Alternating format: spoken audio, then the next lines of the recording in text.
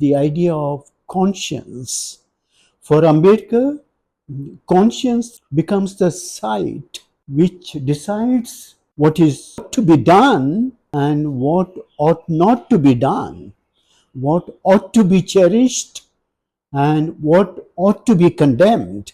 This kind of moral and evaluatory position is in many ways unique to Ambedkar.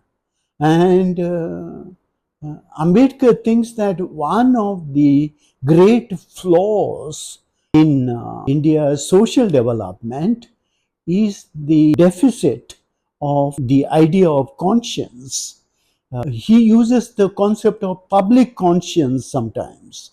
He finds that India's social development, for instance, and which is not necessarily unique to India, but he thinks that it could be a feature of other societies as well, where moral rights and wrongs do not invoke a kind of a emotive response. Human attributes are violated for flimsy reasons or denied for flimsy reasons. He thinks eventually that practices of untouchability are a denial of the core elements of human attributes.